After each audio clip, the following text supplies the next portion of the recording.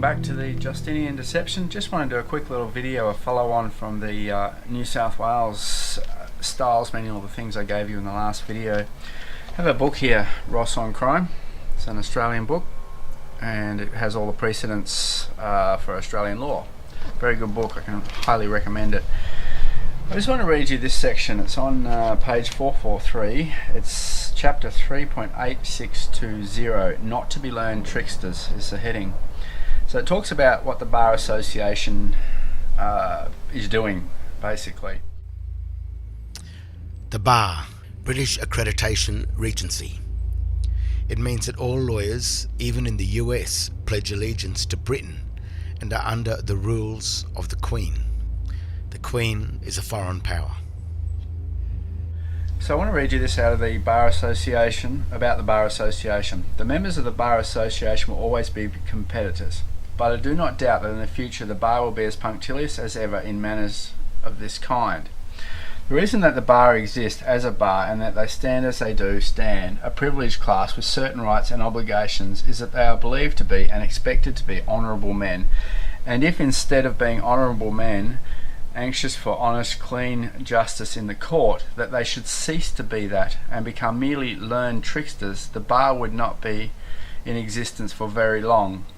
They would be no benefit or service to the public, but their learning would be dangerous and their tricks would be a never-failing source of trouble to the community. Now this is in a case called Swinburne and David Syme and Co. 1909 VLR 550 brackets FC, Madden Chief Justice said at 570 to 571, which was a quote I just read you. So guys, that's what the courts think about the bar. Now the bar have become learned tricksters. The Bar Association have, even the International Criminal Court has an International Criminal Court Bar Association. So they are operating every bar, and this is where the full capitals comes in, because they're offering you, it's almost like an option to hear the matter privately.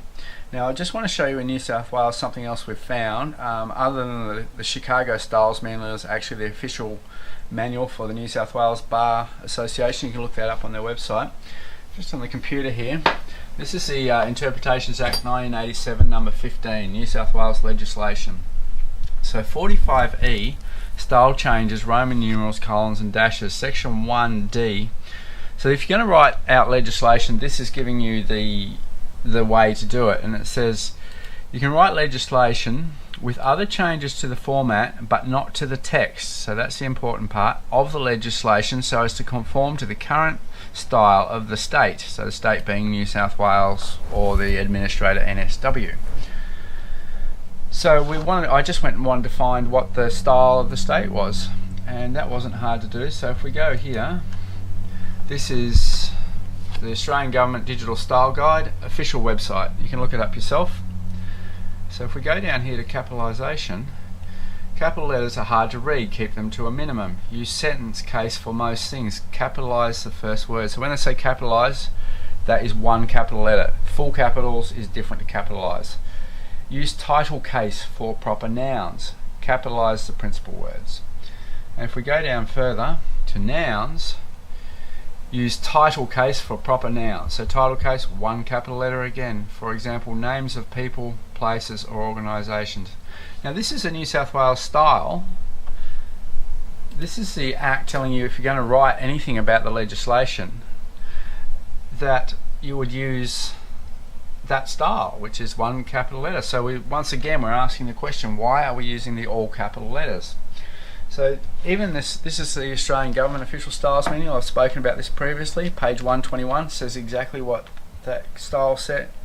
It tells you one capital letter. And all the documents, so this is for writing legislation. So if you're writing legislation, well, any document, say a driver's license or a court document, anything coming from that legislation would have to be in the same style. Otherwise you would lose the jurisdiction between it, and this is, Rom's spoken about this previously. One of the obvious limitations of the use of glosses from the spoken written language to represent signs is there is no one-to-one correspondence between the words or signs in any two languages. Once again guys, Chicago Styles Manual, page 666. So the question I guess we need answered, and I have actually made complaints about this to the Attorney General and New South Wales Police, is that there is actually a legislative requirement to be doing this, and they're not even doing it with their own documents. So this is where the fraud comes in. This is where the Bar Association is going to become a group of learned tricksters.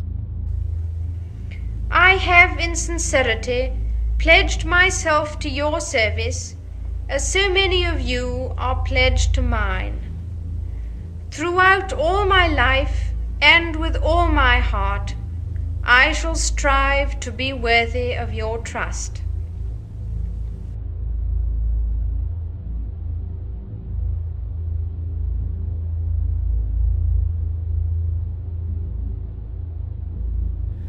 I just wanted to show you 45E, guys, and I hope you enjoy it, and thanks for all the comments. Rom and I really do appreciate everything you've been doing, and thanks, Rom, for being my cameraman. Thank you. And see you on the next video.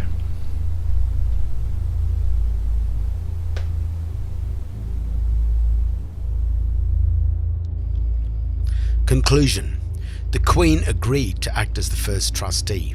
The Queen, through the deceptions of the Bar and her deceptive legal system, converted you from the trustor of the Queen into the trustee of the Queen without compensation. Voluntary servitude is the agreement to become a slave without compensation.